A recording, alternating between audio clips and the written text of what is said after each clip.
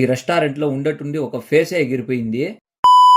Hello మమ్మ, welcome back to AK electrical works. ఈ రోజు పొద్దున్నే ఫ్లష్ ట్యాంక్ ఒకటి మార్చాలంటే వచ్చేసినానా. పాత ఫ్లష్ ట్యాంక్ తీసి పక్కన పారేసి కంబోర్డ్ లో యాసిడ్ వేసి క్లీన్ చేసుకున్నానా.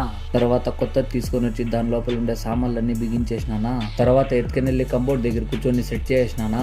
వాళ్ళ ఇంట్లోనే టేబుల్ ఫ్యాన్ రెక్క ఒకటి ఇరిగిపోయిందంటే కొత్తది తీసుకుని వచ్చి అది కూడా సెట్ చేసినానా. అక్కడ ఉన్నప్పుడే ఇంకో కాల్ వచ్చింది, గ్యాస్ గీజర్ పని చేయడం లేదంటే అక్కడికి వచ్చేసినానా.